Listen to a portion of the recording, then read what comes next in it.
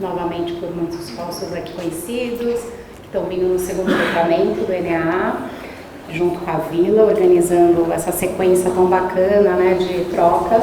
A gente contou com o Emerson Guarani no primeiro semestre, no primeiro letramento, e agora a gente está com a Jaque aqui, a Jaqueline. Olá, boa noite a todas as pessoas. Primeiro, queria agradecer o convite, né, para estar aqui dialogando com vocês. Queria parabenizar a escola por essa iniciativa. Eu lembro que há alguns anos atrás, quando a gente trabalhava essa temática, parecia que essa temática era só uma temática da escola pública, né? Como se essa fosse uma temática de onde estão concentrados os grupos historicamente discriminados, né? E com o tempo a gente entendeu que essa é uma temática de toda a sociedade e que enfrentar o racismo exige um compromisso de todos nós, né? De todas e todos nós. Então, essa não é uma temática de quem sofre, né? E quando a gente fala dela, a gente não está falando só de pessoas negras e indígenas, a gente está falando de pessoas brancas também, a gente está falando de branquitude também, né? A gente está falando de lugares socialmente construídos. E em escolas como essa, que costumam formar lideranças na nossa sociedade, né? Lideranças que vão lidar com pessoas em outros espaços, em outras instituições, né? Que vão cuidar, desenvolver a cidade, empresas, né? Isso é muito importante, né? Porque como que as lideranças pensam a dimensão de equidade, né? E como que as lideranças lidam com a dimensão de diversidade e se vê também no lugar da diferença, no lugar de diverso. Hoje eu preparei um material para vocês, né? Com tópicos que parecem muito diferentes, né? Que é identidade e diferença, BNCC, currículo. É muito mais uma conversa, né? E tem a ver com as experiências que eu venho acumulando, analisando, formando. Eu também fui professora da educação infantil, do fundamental e médio. O meu primeiro emprego foi na educação infantil, como monitora de educação infantil na cidade de Campinas. Meu primeiro emprego como não estagiária, porque antes também eu fiz estágio em bibliotecas de escola e trabalhava com a lei. Depois eu fui professora volante do ensino fundamental, né? No interior a gente chamava de volante, que é aquela que fica ali para segurar a onda. Depois passei num concurso para ser professora de sociologia, fui professora de sociologia no ensino médio, numa escola bem complexa aqui em São Paulo, que ficava ali perto do metrô Carandiru, tinha 20% de estudantes imigrantes, então tinha a nossa complexidade brasileira, que já é muito grande, né? E ainda tinha a questão dos imigrantes bolivianos, haitianos e de países africanos também. Mas eu fui construindo essas experiências na educação foram muito importantes para eu olhar para a questão da identidade e da diferença. E eu fui construindo um lugar, né, que eu encontrei para mim como estratégico para transformar esse cenário, né, na formação de professores, de gestores escolares, de gestores educacionais. Então, eu fui trabalhando em diferentes organizações da sociedade civil ao longo desses anos. E também sou professora de ensino superior, então eu trabalho na formação inicial de professores de ciências sociais. Uma das coisas que eu faço no meu pós-doutorado no Unicamp é a formação inicial das pessoas que vão trabalhar na docência da sociologia, da história. Bom, vamos lá. Eu acho que para a gente falar sobre a questão curricular e por que o currículo é da forma como ele não tem como não falar sobre identidade e diferença e como que a gente se constrói, né, socialmente, como que a gente se relaciona enquanto sociedade. Nós temos uma forma de pensamento, né, que é uma forma cartesiana, né, dual, que tem como característica categorizar tudo, né? E a gente vai categorizar também porque nós somos diferentes. O problema não está em categorizar e nomear a diferença. O problema está na hierarquização das diferenças, quando a gente coloca uma coisa como superior à outra. E é isso que orienta o nosso pensamento, o nosso imaginário. E quando a gente fala disso e tenta desconstruir isso, a gente não está falando sobre a gente não ter valores, crenças, a gente tem, né? Mas a gente se entender como um círculo mesmo, né? E não como uma linha reta, com estágios de evolução, como se tivesse formas de ser que fossem mais evoluídas do que outras. Eu queria começar com algumas perguntas, então. Não tem problema me parar, se vocês quiserem refletir sobre alguma coisa, colocar alguma coisa, tá bom? Quem aqui já se sentiu diferente?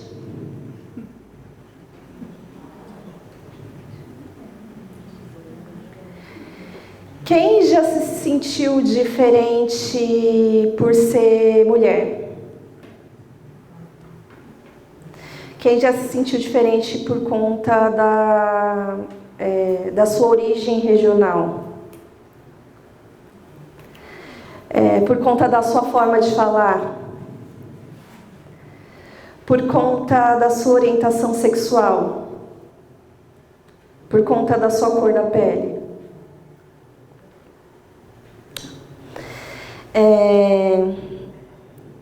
Quem já se sentiu diferente por ser homem? Quem já se sentiu diferente por ser branco? Quem já se sentiu diferente por ser heterossexual?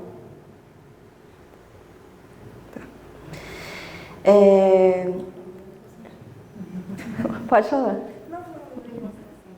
Tá. Quer falar? Num curso que eu fiz no SESC com você, lá eu era uma das poucas brancas. Sim, o do Racionais? Foi legal, foi uma experiência boa. Falando em Racionais vai receber título de doutor honoris causa dia 9 de outubro na Unicamp, às 15 horas. Quem quiser ir, a reitoria da Unicamp vai abrir inscrições, mas assim, eu acho que vai acabar assim em segundos, então fiquem atentos. Oi? A última vez que eles foram lá... Sim. Então vamos lá. Identidade e diferença é uma coisa relacional, né? Então, o meu cabelo é crespo porque o seu é liso. A minha pele é marrom porque a sua é branca. Eu sou cristã porque você é candomblessista, né? Então, se nós fôssemos todos iguais, a gente não precisava nomear. Então, a gente nomeia porque esse encontro entre a diferença cria necessidade de nomear.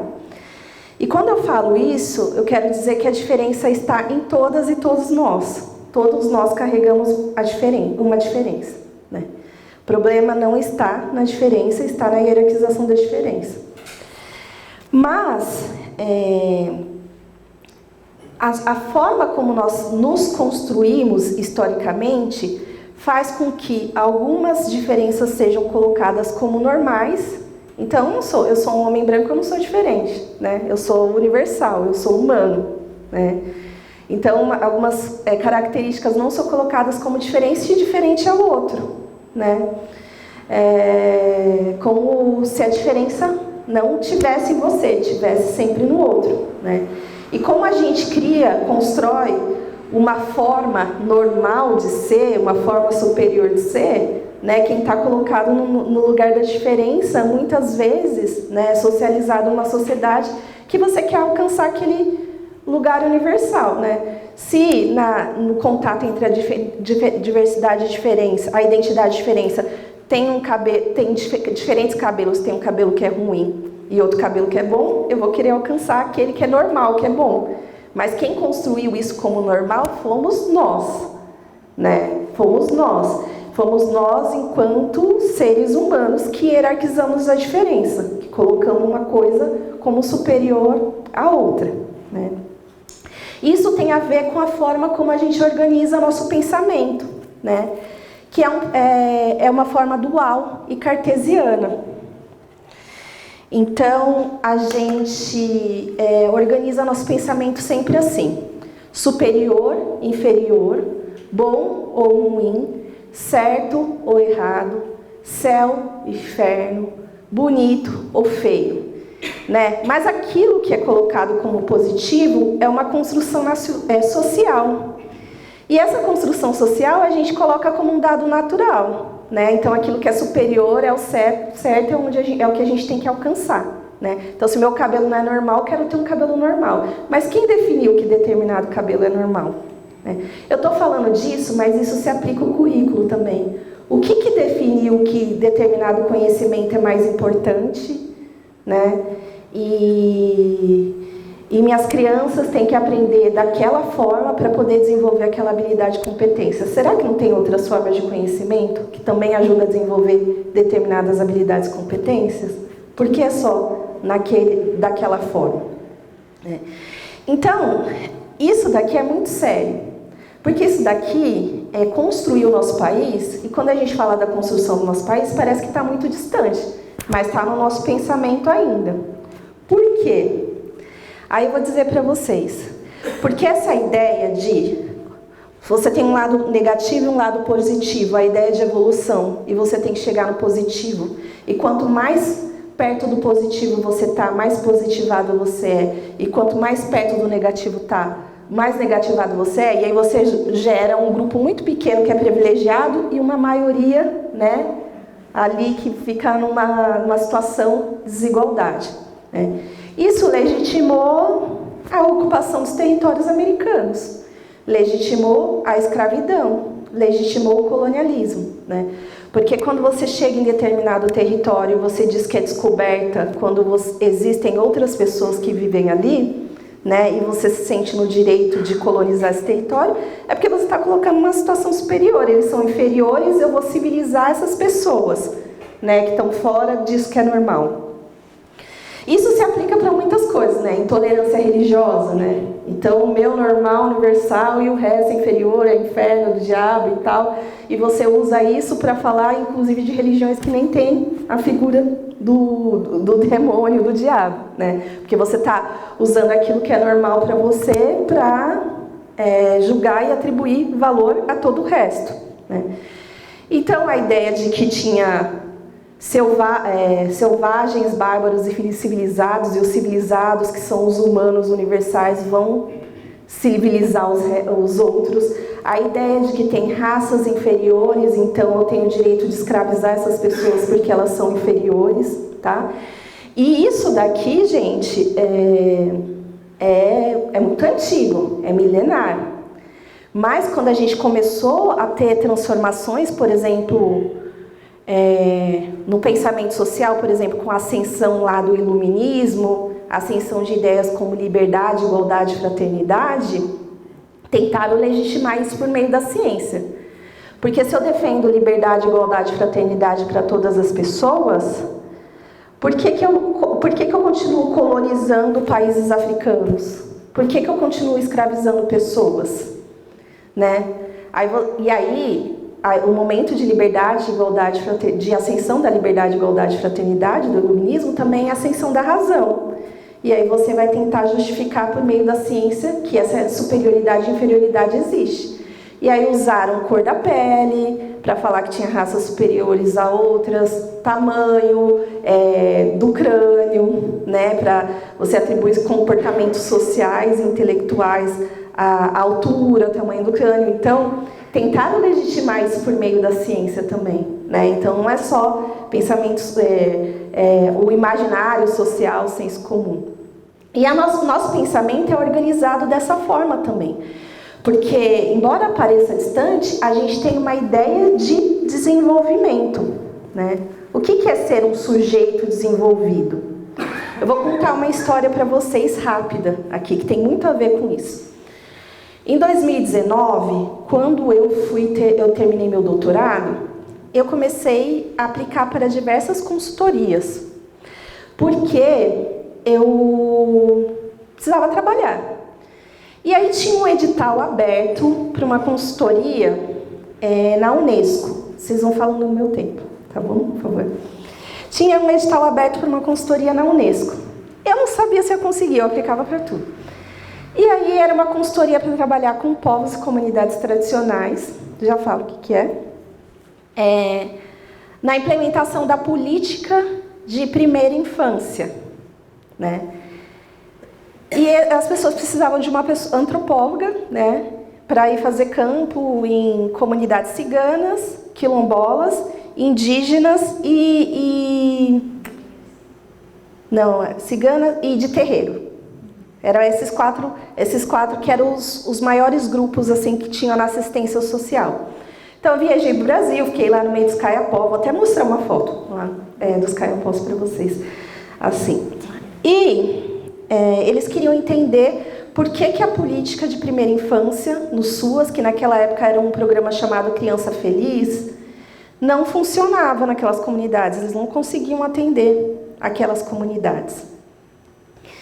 E eles tinham muita dificuldade, né? E aí eu fui fazer trabalho de campo para entender isso, né? Eu consegui, fui selecionada na consultoria e fui fazer trabalho de campo e viajei para o Pará, para o Maranhão, para a Bahia, para Goiás, onde tinha concentração dessas comunidades. E aí, acho que vocês devem conhecer um pouco do debate da primeira infância. Qual que é o debate da primeira infância? Que a primeira infância é uma janela de oportunidades. Porque da gestação aos 6 anos incompleto, você pode desenvolver aspectos linguísticos, cognitivos, motores e emocionais, que são fundamentais para o resto da vida. E é uma descoberta importante da medicina, né?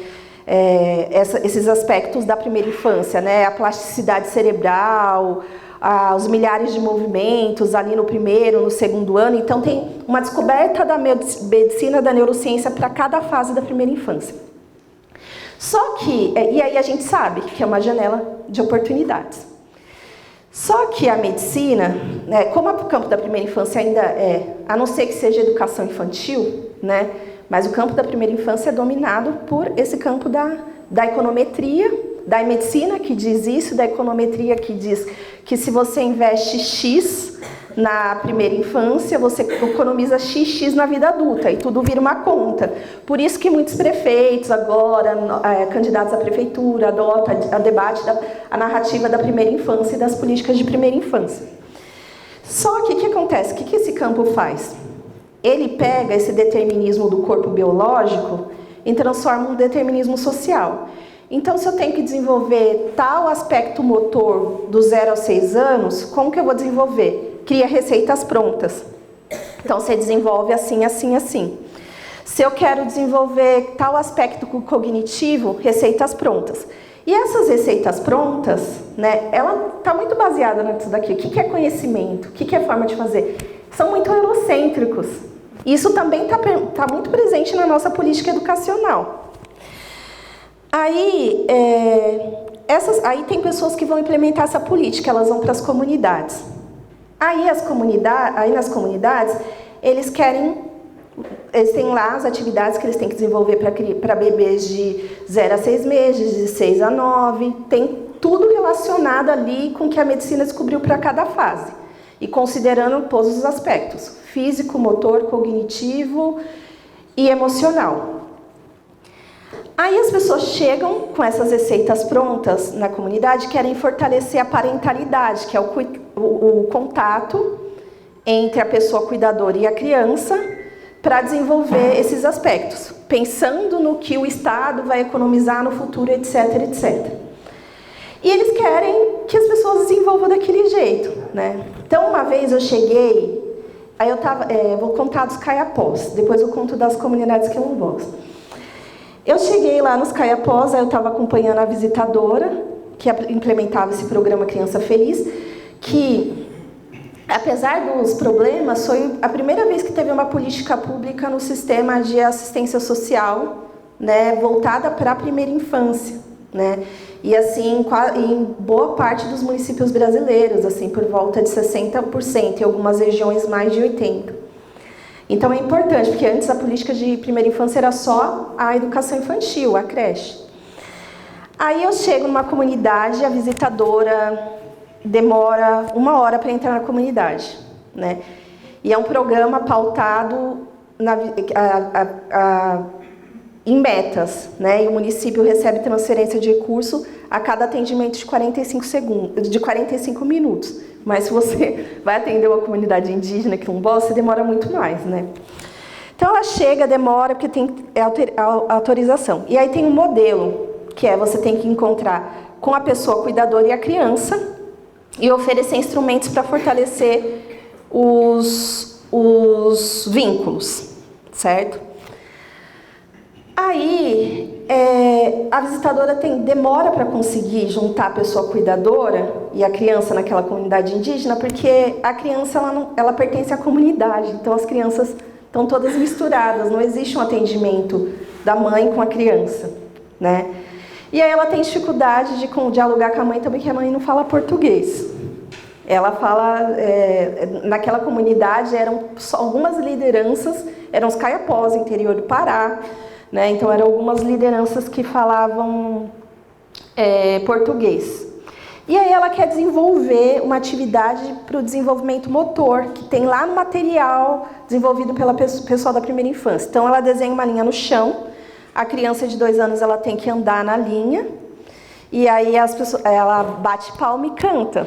E aí ela canta uma cantiga que ela conhece, né? Mas naquela comunidade tem cantigas também. E ela tem dificuldade de dar continuidade à atividade, e quando ela volta, né, ela tem dificuldade de encontrar aquela família de novo, então ela não consegue acompanhar. E aí eu vou entender o que está acontecendo, né? Você está chegando, você tem uma ideia de desenvolver, você conhece coisas importantes sobre o corpo humano. Você tem uma ideia de desenvolvimento e chega com um modelo de desenvolvimento para aquela comunidade. E você não sabe, e você nem identificou o que aquela comunidade faz para desenvolver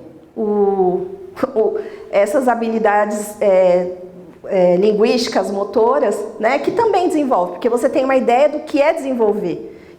E se ela não desenvolver daquele jeito, você vai colocar no relatório e vai reportar para o sistema de assistência social, que aquela criança não está sendo desenvolvida. Só que aquela criança que ela estava tentando trabalhar ali a habilidade motora, ela limpa peixe. Com 2 anos. Só que essa lógica de pensamento, ela deixa a gente cega, né? Então a visitadora, eu fui algumas vezes, ela levava brinquedos da cidade, ela levava tinta numa comunidade que as pessoas produziam tintas e faziam grafismo indígena. Então é isso, eu tô contando essa história de uma coisa distante, mas também está na gente, né? E muita coisa da nossa política educacional é assim também, né? Então, se você não aprende daquele jeito, vou dar um exemplo, às vezes um professor fala que determinado grupo de alunos, né, uma experiência que eu tive numa escola, não aprende matemática. Mas aí você vai andar na escola e você vê aquele grupo de alunos organizando jogos escolares. E aí ele faz escala, né? Então, como que ele não consegue operar a operação que o docente passa na lousa, mas ele consegue organizar a escala, pensar as trocas do time, sistema de pontuação, né, de um grupo grande até final, né? E a gente tem uma lógica de que aprender de determinada forma, e aprender de determinada forma, que é a forma que a gente considera como superior. E a gente deixa de aprender com a diversidade que é a sociedade brasileira, né? E com que a diversidade desses diferentes povos, né, pode contribuir, e contribuiu para o nosso desenvolvimento, né? Que pode contribuiu para o nosso desenvolvimento. Então, quando a gente trata, por exemplo, determinados conhecimentos como a diferença, a gente trabalha ele de forma pontual, a sistemática isolada. E a gente tem uma forma de conhecimento que é universal, que a gente trabalha todo dia. E se a gente tem uma dificuldade de romper com essa lógica, a gente tem dificuldade de reconhecer que grupos colocados como diferentes também produziram contribuições científicas, tecnológicas, que contribuíram para o desenvolvimento do nosso país. Mas o capitalismo não deixa, porque, por exemplo, muitos produtos da Natura são produzidos a partir de saberes indígenas, né? A gente tem remédios que são... a minha geração, né, eu vejo que nas novas gerações cada vez menos, mas a gente tinha formas familiares de curar algumas doenças, né? Conhecimento sobre plantas, sobre ervas e tal. E muitas dessas coisas viraram remédios que são vendidos em farmácia. Mas a gente não reconhece a contribuição daqueles que eram diferentes, que eram inferiores, que eram selvagens para o desenvolvimento do nosso país. E é por isso que a gente só tem, em 2003, uma lei que torna obrigatório o ensino história e cultura africana e afro-brasileira no currículo, e em 2008, uma lei que torna obrigatório o ensino história e cultura indígena. Uma não substitui a outra, as duas alteram a nossa lei máxima da educação. E a gente ainda tem dificuldade, 2 décadas depois, de implementar esses marcos, né? Então parece que é uma coisa assim, não, se a gente não reflete sobre a estrutura do nosso pensamento, a gente faz o discurso politicamente correto, que a gente é a favor, mas a gente continua operando essa estrutura de pensamento, que é um obstáculo para a implementação daquilo que a gente diz que é a favor. Então a gente precisa desconstruir algumas coisas. E entender isso daqui não muda a minha fé. Assim, não quer dizer que eu não posso ter uma religião porque eu entendo isso, ou uma crença ou valores, né? Só que a minha liberdade de crença, a minha liberdade de valores, a liberdade que eu tenho para criar meus filhos, não pode afetar a existência do outro. A minha filha, o meu filho, precisa entender que existem várias formas de estar no mundo. Eu tenho uma filha de 8 anos, o nome dela é Luege, e eu coloquei o nome de 2 rainhas nela, e acabei me ferrando um pouco, desculpa o termo, porque ela manda na família inteira, assim. Eu coloquei Luege, porque foi uma rainha que liderou o reino de Lunda, e Latifa, porque era uma rainha do rap, né? E eu sou da geração do rap. E aí ela tem postura de rainha mesmo. E quando a minha filha, quando ela fez 1 ano, eu precisava colocá-la na escola, porque eu precisava trabalhar, e se eu não colocasse, eu ia sobrecarregar a minha mãe. Então eu falei, já tem 1 ano, né? A minha mãe já me ajudava muito, e me ajuda até hoje, inclusive agora ela está com a minha mãe. E aí eu tive que passar por um processo de socialização. E aí eu matriculei minha filha numa escola em Sorocaba, que chama Kingdom School, é uma escola bilíngue, com uma experiência muito legal. Mas, na primeira semana de socialização da minha filha, eu tive um problema, que tem a ver com isso daqui. Eu estava sentada, é uma escola que não tem sala de aula com carteiras, assim, tem momentos de interação de crianças de várias faixas etárias, mas também tem momento da turma ali.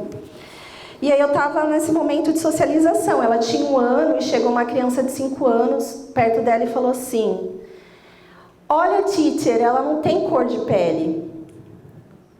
E na hora eu falei, gente, tudo que eu faço, eu trabalho na minha vida, tá vindo aqui agora, né? E tudo que eu passei, que eu achei que tinha, por conta do que a gente faz, tinha ficado lá atrás. Aí, na hora, fiquei assim, sem reação, né? Porque se ela acha que minha filha não tem cor de pele, é porque ela tem a ideia de que existe uma cor de pele, que é normal. E todo o resto é diferença. É uma criança de 5 anos. E tem gente que fala que não tem problema na educação infantil. Só que aquilo foi decisivo para eu deixar a minha filha na escola. Porque na minha época de escola, se acontecia isso, né, o máximo que a professora falava assim, fala que você vai virar advogado um dia e você processa ele. Não tinha intervenção. Sabe, não tinha intervenção. Aí uma professora, na hora, virou e falou assim para ela, mas o que é cor de pele? E aí juntou todas as crianças brancas que estavam ali, minha filha, e colocou o braço uma do lado da outra. E aí uma tinha o tom de pele mais amarelo, outra tinha o tom de pele mais vermelho, outra tinha o tom de pele mais rosa, e a minha filha pretinha. Então as crianças viram que existiam tons de pele, que não existia só uma cor de pele, né? Então ela não colocou minha filha no lugar da diferença. E daí que ela é diferente, ela é bonita, aquela coisa, ela não colocou. Ela colocou que todo mundo tinha uma diferença, né? E o nosso desafio, enquanto sociedade, é entender que todos nós temos diferença e que todos nós carregamos diferença, né? E romper com esse lugar do universal, né? E para refletir como isso acontece na escola, eu trouxe uma história que reflete a minha experiência como estudante, lembranças de quando eu era estudante, mas também lembranças de quando eu era professora. Então, eu juntei várias histórias numa história só, né? Eu vou ler ela, porque eu não sei se vocês vão conseguir ler. Eu vou passar aqui, se der para ler, outra pessoa lê. Mas ali tem dimensão do trabalho pedagógico, tem dimensão estrutural com relação à desigualdade e tem dimensão das relações interpessoais. E é uma história para a gente entender como as relações interpessoais e como nós nos relacionamos, como os nossos filhos se relacionam um com os outros, produz desigualdade. É muito mais que uma relação interpessoal, né? Então, vamos lá, vou passar. Tomara que dê para ler. Não vai dar para ler, né? Tá. Ninguém consegue ler, né? Márcio. Bom, eu vou ler. Então, Márcio acordava cedo todos os dias para ir à escola. Todos os dias a mesma rotina. Vestir a camisa muito bem branca e bem passada pela família. Estar impecável era uma forma de amenizar estigmas. O pesadelo começava logo cedo, depois de acordar. Quando o menino entrava na fila, escutava macaco. O som muitas vezes vinha da voz de Maria, que despertava risos, não somente pelo fato de chamar Márcio de macaco, mas pelo seu sotaque nordestino. Maria ria do cabelo de Aula, aluna que imigrou da Guiné-Bissau. Aula se recusava a brincar com Antônio porque ele tinha 2 pais. Antônio, embora triste, encontrava conforto na perseguição de José, a quem chamavam de macumbeiro. Mas o intocável era Pedro, pele branca, olhos claros, família tradicional, cristão e sudestino. A ele foi dado o direito de rir de todos, sem se sentir abalado. No dia que a professora iniciou um projeto de intervenção, muitos passaram a sorrir. Emerge a compreensão de que cada diferença tem histórias, são valorosas, estão em todos os lugares. Um dia, a professora foi surpreendida. Foi denunciada pela família de Pedro. Seu crime? Ter feito Pedro se sentir diferente. Mal entendiam que a diferença não é o problema, está contida em todos nós. Mas, para a família, a universalidade de Pedro era inabalável. A professora ficou limitada, a ponto de poder perder o emprego. Um dia, no intervalo, todos gritaram para Márcio, macaco. Cansado, Márcio reagiu. Ele bateu em 3 colegas. Como resultado, foi expulso da escola. A professora não aguentou, pediu exoneração. O que vocês pensam e sentem quando ouvem essa história? Violência generalizada, em forma de gracinha, assim. Não, gracinha não. Mas é um ofendendo o outro. Sim. Aqui, a gente vê que o ambiente escolar é um espaço de encontro das diferenças, né? E se a gente não trabalhar com essas diferenças, esse ambiente vira um ambiente conflitivo, né? E nesse ambiente conflitivo, alguém vai ser excluído, né? Porque o Márcio foi expulso da escola. Há muitas formas de intolerância e uma hierarquização por violências.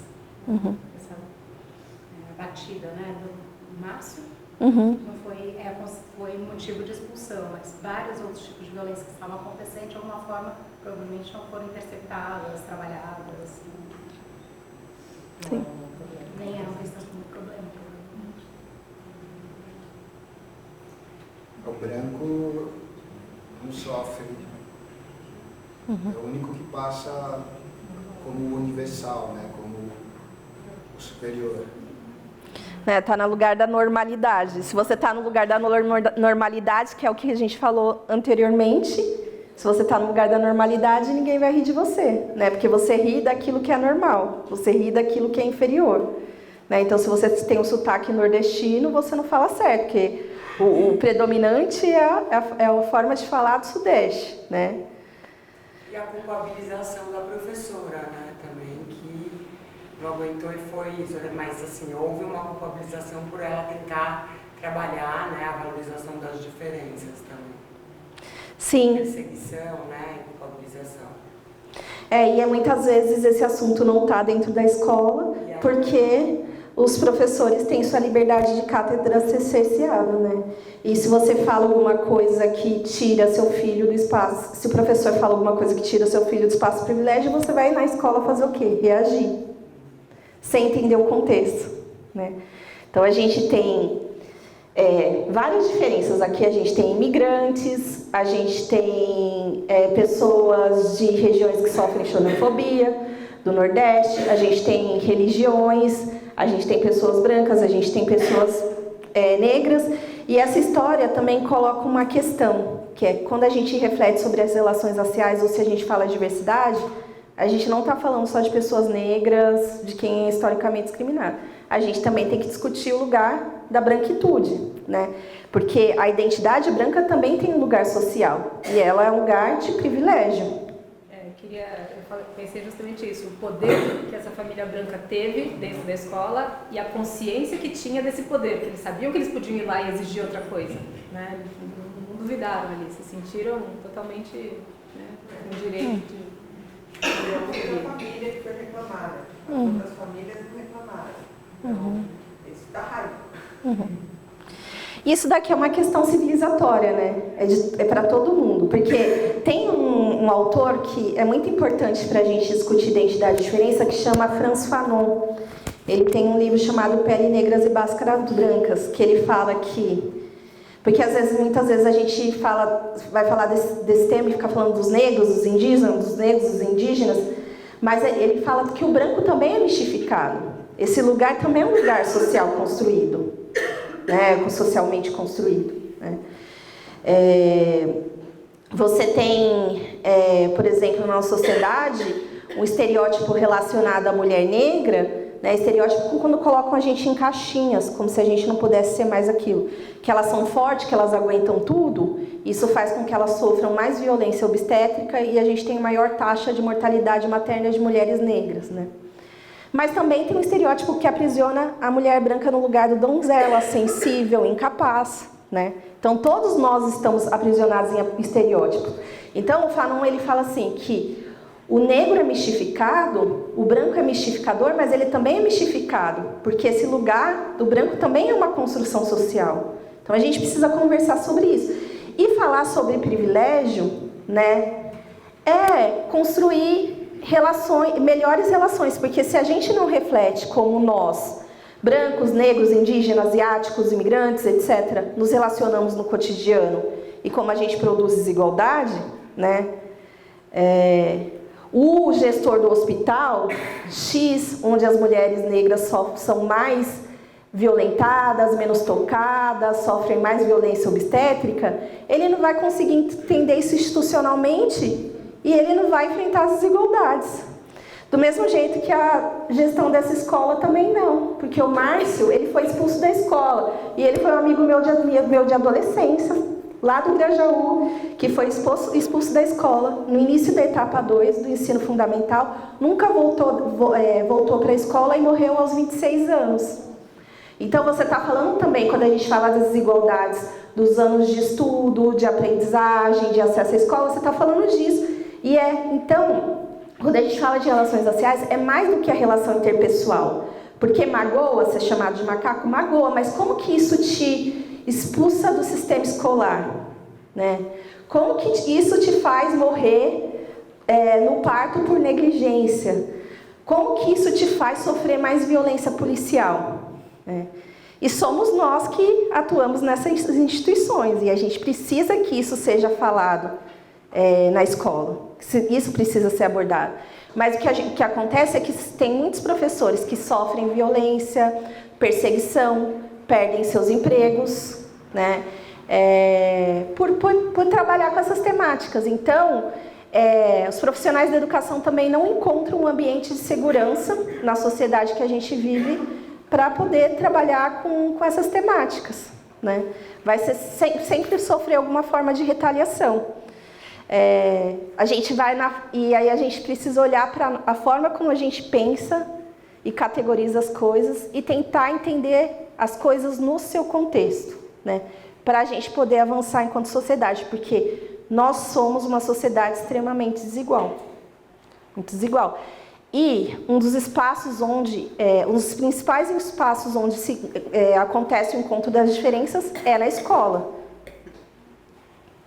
E como que a gente usa essa experiência do encontro com as diferenças para a gente construir uma convivência democrática sólida, onde pessoas com diferentes opiniões, diferentes crenças, diferentes fenótipos possam conviver sem ser violentadas e agredidas, né? Acho que esse ponto é fundamental quando a gente vai discutir educação para as relações étnico-raciais. E é por isso que a gente tem uma luta histórica para a gente chegar nesses marcos legais de educação para as relações étnico-raciais e para que eles sejam inseridos não só no currículo das escolas públicas, mas escolas privadas também, né? Porque os adolescentes que estão sendo formados aqui, eles fazem parte de comunidades de bairro, de comunidades religiosas, de uma instituição, de uma empresa onde eles vão trabalhar, eles fazem parte de diferentes instituições. É preciso que a gente reflita sobre isso e esteja convencido sobre isso, sobre a importância de discutir identidade e diferença para a gente ir para o debate do currículo, né? E entender como o encontro entre a diversidade, hoje até o mercado diz que ele é lucrativo, né? Mas eu não quero que ele aconteça só porque ele é lucrativo, né? As empresas hoje elas querem ter quanto tempo? Eu queria te perguntar uma coisa depois. Pode falar. Teve esse caso famoso, né, que foi parar no Fantástico, que teve racismo numa escola privada de São Paulo, que tem, né? Uhum. Que tem esse caso que... Como você acha que a escola deveria lidar com esse caso?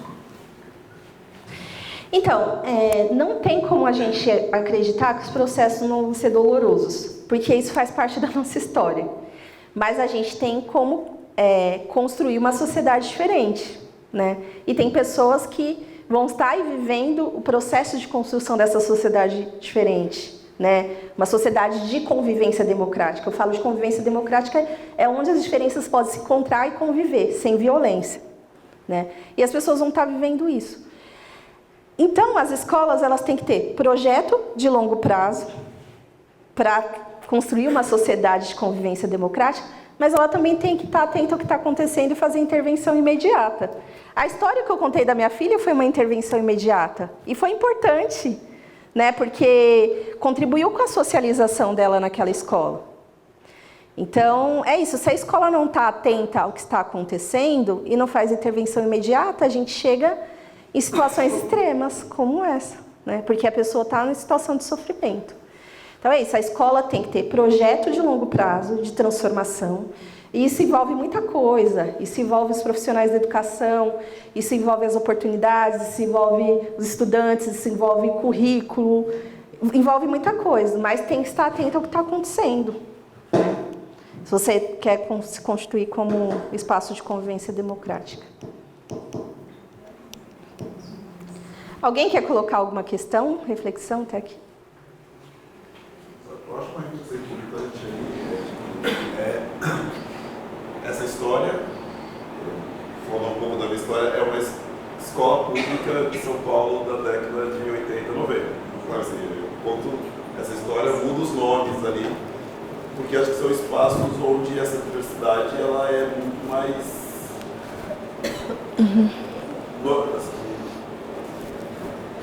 Acontece desde sempre, né?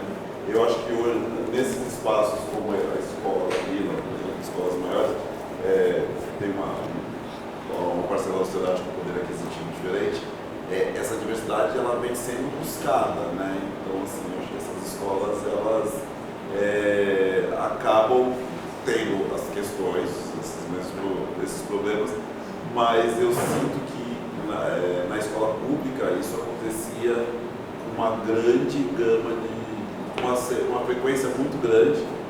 Todo esse contexto, ser chamado de macaco, o aluno expulso, né, fazia e faz parte do dia a dia das escolas, né? E o quanto, como sociedade, a gente ainda não consegue enxergar isso, né? O quanto que a gente tem, não digo trabalhos diferentes, mas o quanto a gente precisa ter um olhar e conseguir trazer toda a sociedade para essa discussão, respeitando até mesmo essas diferenças desses espaços conforme eles são organizados.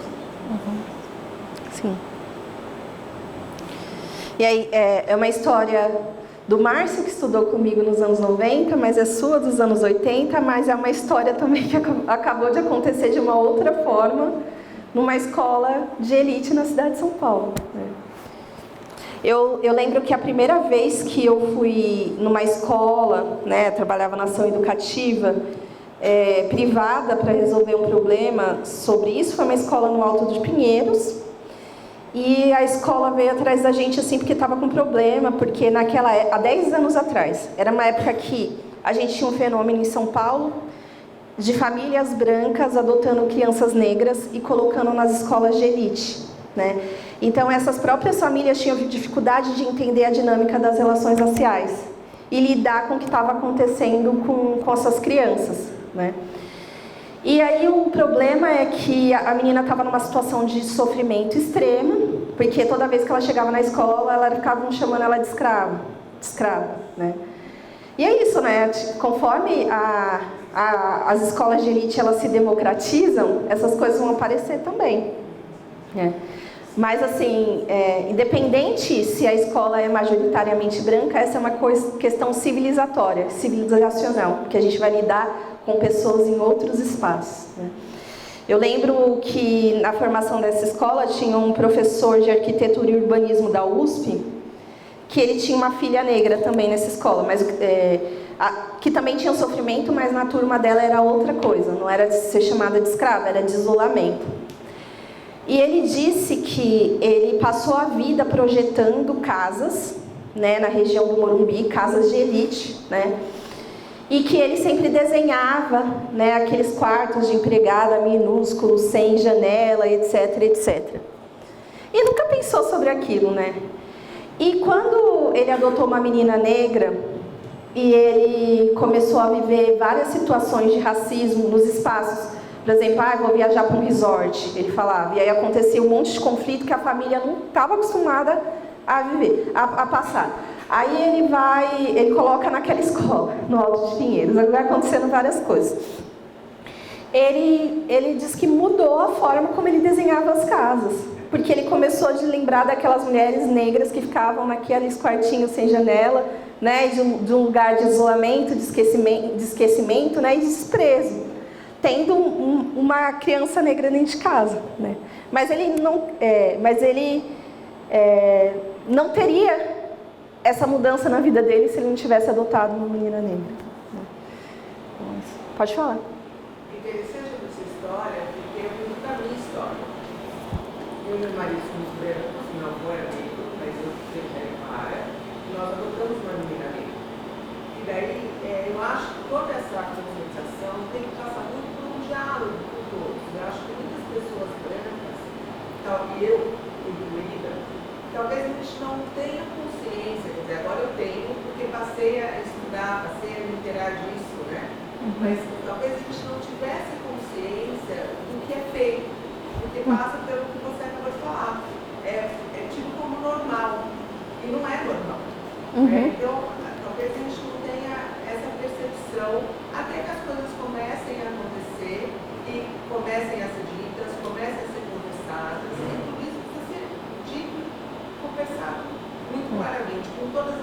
resistências que existem. E eu acho que existe muita resistência. A escola teve o problema da criança, a escola da minha filha. Foi um dos motivos de eu tirar minha filha de lá.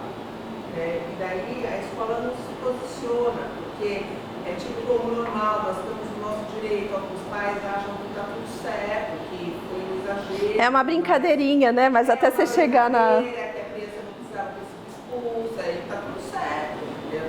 Então, são coisas que precisam ser ditas e repetidas e conscientizadas o tempo todo, né? E talvez entender também o lado de, não vou dizer aceitar, mas é entender, talvez, por que muitos brancos acham que tudo isso é normal, porque foi a educação que eles tiveram.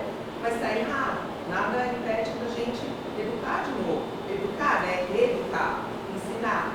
Mas entender também como tudo isso veio tão errado desde sempre. Né? Mas tem que ser dito. Uma coisa que me chama a atenção, que até já logo estava falando nessa história, é a família do Pedro ter ido denunciar a professora, né? Então, quanto que a família branca se sente ofendida de ser racializada, de ser colocada como tão diferente quanto todos os outros que eles acham que é diferente. E aí isso me lembra uma situação em que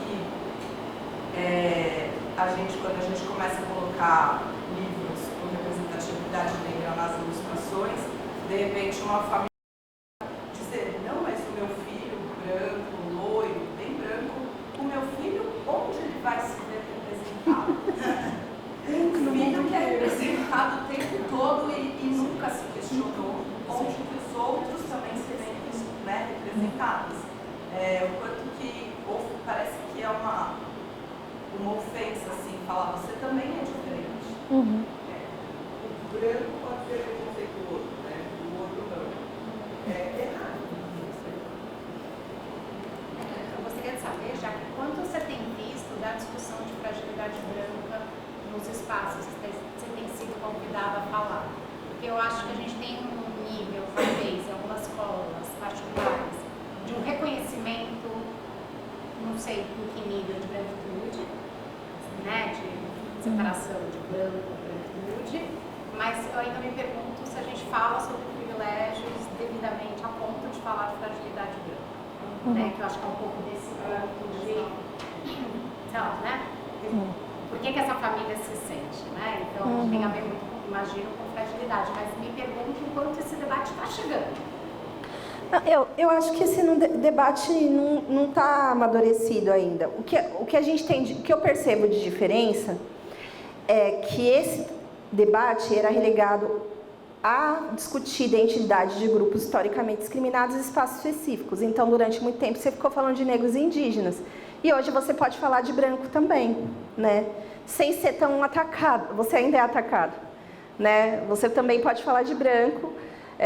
Nesse contexto, ainda vai ter gente que vai te chamar de racista, porque você está falando de branco como uma identidade, como as outras também, mas a gente tem mais liberdade para falar, né? Eu acho que a gente avançou nesse debate, mas não tem amadurecimento, eu acho. E assim, a gente tem várias esferas, que é a esfera do convencimento, né? Então, por exemplo, se você, as pesquisas que saem, né, que perguntam assim, a sociedade brasileira é racista? A maioria dos brasileiros acham que é racista, mais de 80%. Mas quando você vai para a operacionalização das instituições, garantia de direitos, isso não é efetiva. Por exemplo, vou pegar um dos mais antigos, né, que é a criminalização do racismo. A gente tem leis que criminalizam o racismo desde a década de 50.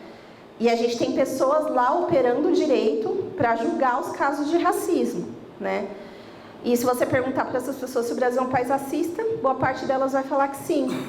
Mas na hora de operar, elas têm dificuldade, né, de entender a dimensão desse racismo, porque a maioria dos casos que vão para o judiciário de casos de racismo, as decisões são favoráveis a quem cometeu o racismo e não às vítimas. Então a dimensão da transformação está aí, né? Porque a gente tem a questão do interpessoal, das relações, a questão ideológica, mas a gente também tem o institucional e estrutural, E essa é uma questão, né? E assim, é um debate, essa questão de da percepção da branquitude. Tem um livro da Lia Weiner que chama Entre o Encardido, o Branco e o Branquíssimo. Vocês já leram? Ela estudou branquitude na faculdade de psicologia da USP, foi a tese de doutorado dela. Ela é professora da Universidade Federal de Santa Catarina, é uma mulher branca judia. E tem uma parte do texto dela que ela ia para diferentes lugares entender essa percepção de ser branco, né? Que ela tá ali na região central de São Paulo, na rua, e aí tem um morador de rua branco. E aí ela pergunta para esse morador, qual que é a sua diferença, qual que é a diferença entre você e ele? Né? Porque o morador de rua branco e o outro cara era negro. Qual que é a diferença entre você e ele? E aí o cara fala para ele, se eu for ali no shopping, para ela, se eu for ali no shopping light para usar o banheiro, eu posso entrar. Ele não. E os dois eram moradores de rua, né? Então é a percepção do lugar social que você tá, né? Se uma pessoa branca, moradora de favela, ela vestir um jaleco e se apresentar como médica, ela vai ser vista como médica. Ela sofre opressões de classe, etc. Mas é as representações que a gente tem também. Mas uma pessoa negra vestida de médica, as pessoas chegam, cadê o médico? Né? Cadê o médico? Aí a pessoa, sou eu. Ah, você é o médico? Você é a médica? Né? Então, é assim que funciona a nossa sociedade ainda. Né? Como que a gente posiciona os grupos também em caixinhas e lugares. Bom, isso tem a ver com relações, tem a ver com instituições, tem a ver com estrutura, e isso produz desigualdade, porque no final de tudo, a gente tem um indicador aqui que vai ser chamado indicador de evasão escolar, né, de abandono, mas é porque ele foi expulso, mas ele não foi para a escola, né, ele na verdade foi expulso do sistema de ensino. Então a gente está falando de um problema estrutural, outro problema estrutural. O professor não pode fazer alteração no currículo, naquilo que é hegemônico, naquilo que é padrão. Você não pode trabalhar com as diferenças, né? Senão você vai atacar aqueles que são os legítimos detentores de saber e de conhecimento, né? Então é isso. Se a gente ficar olhando só sobre a relação interpessoal e só querer educar nossas filhas, nossos filhos para dizer, não fala isso, ele é bonito também, não pode, mas a gente não dar legitimidade para a nossa escola trabalhar, mudar o currículo e trabalhar com essa temática, a gente está contribuindo para a manutenção das desigualdades estruturais, né? E não vai adiantar, né? Fulano vai continuar sendo visto como inferior e chamado de macaco. Alguma questão? Vamos lá. Como superar, né? Eu falei que a gente tem os marcos legais de educação para as relações étnico-raciais. Os marcos legais de ETS são esses daqui, alguns se aplicam a você, a escola aqui no contexto urbano, como vocês, outros não. A gente tem as diretrizes de educação para as relações étnico-raciais e para o ensino história e cultura africana e afro-brasileira, que não é só, ela não fala só do negro tema, então não é falar sobre a cultura africana e afro-brasileira, ela fala do negro sujeito também, que é como nós nos relacionamos, produzimos desigualdades, qual que é o lugar do sujeito negro no sistema escolar, como garantir o direito de acesso à aprendizagem. Então ela está falando do sujeito de direito também. A gente tem um Plano Nacional de Implementação dessas diretrizes, que se aplica às escolas públicas e privadas, né? Então nesse Plano Nacional você tem o que é o papel das secretarias de educação municipal e estadual, o que é o papel do Ministério da Educação, o que é o papel dos conselhos de educação, o que é o papel dos núcleos de pesquisa das universidades, o que é o papel da gestão da escola, o que é o papel da coordenação pedagógica e o que é o papel dos professores. Tem papel de todo mundo ali. Se você quiser tirar competências do que cada sujeito aqui na escola precisa desenvolver, pega o plano, né? O Plano Nacional de Implementação das Diretrizes, tá? A gente tem as diretrizes curriculares nacionais de educação escolar indígena e de educação escolar quilombola. Não são só para a escola indígena ou quilombola. Por exemplo, se essa escola passar a atender um estudante quilombola, ela tem que implementar as diretrizes de educação escolar quilombola. O estudante indígena, ela tem que implementar, tá? Porque tem a ver com educação contextualizada, elementos como esse. E aí outra que também diz... diz respeito a todas as escolas, que é diretrizes para a implementação da história e das culturas dos povos indígenas na educação básica. Todas essas diretrizes, elas têm 2 documentos. Elas têm um parecer, que é um documento mais filosófico sobre o tema, como ele tem que ser abordado, mas também que fala de atribuições, e tem uma resolução. A resolução é mais direta, fala das atribuições da escola, da coordenação pedagógica, etc. Só essa última aqui, da 11.645, que teve um parecer em 2015, ali no começo de 2015, quando ia sair a resolução, né, aí teve uma desarticulação do Conselho Nacional de Educação e não saiu a resolução, e não tem resolução até hoje. Mas o parecer é suficiente para você entender o que precisa ser feito, né? Esses marcos legais, eles tiram povos que contribuíram para o desenvolvimento da sociedade brasileira e que fazem parte da dinâmica das relações sociais no cotidiano, do lugar da diferença, do pontual, do assistemático. Então lá o dia dos povos indígenas, o dia da consciência negra, porque eles colocam história, cultura, contribuições científicas, tecnológicas, literárias desses grupos dentro do currículo de forma transversal. Então, a professora de literatura, ela não vai tirar um dia para falar dos escritores indígenas ou afro-brasileiros. Ela vai trabalhar nas diferentes escolas da literatura que tem. E se não tiver, você vai problematizar. Nesse período tinha esse escritor, ele não era incorporado à escola modernista por conta do racismo. Você tem que problematizar isso, né? Então, você não vai trabalhar de forma pontual, você vai trabalhar de forma transversal no currículo, né? E... Nossa! Mas, ó, eu vou falar para vocês aqui, tá? Isso daqui é um estudo que eu fiz da BNCC. De todas as competências, as gerais e as específicas, de todas as etapas e de todos os componentes curriculares. Todas as competências e todas as habilidades. Eu posso mandar para a escola depois, tá bom? Para ver onde aparecia na BNCC. Porque agora a gente chega nas escolas, aquele negócio do universal específico voltou. Você vai dar formação para os professores, aí fica aquela conversa. Mas está na BNCC? Porque eu tenho que implementar a BNCC. Por que você está falando das diretrizes de educação para as relações étnico-raciais? A BNCC não substituiu tudo? Tem que estar na BNCC. Aí eu fui ver onde que estava na BNCC. E aí fui fazer essa análise. Então, aqui eu vou pegar... Por onde eu vou começar? Deixa eu ver... Aqui as competências por área do... Eu vou olhar aqui, tá? Desculpa. Aqui as competências por áreas do ensino fundamental, né? Do total das competências por área. A gente tem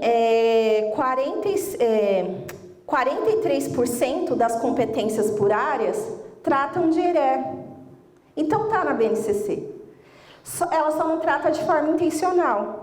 Porque eles falam de diversidade, identidade, diferença, contextualização, né?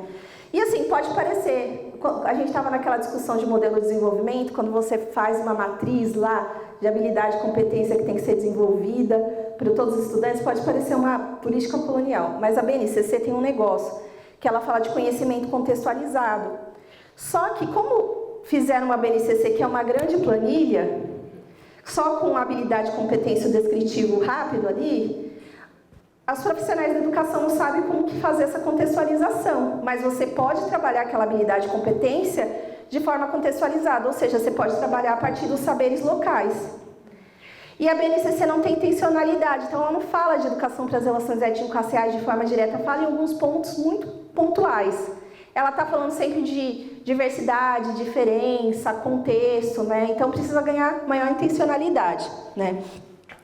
Então, por exemplo, em ciências humanas, né, competência em de ciências humanas, 57% tem ERE. Competência de matemática, 50% tem ERE.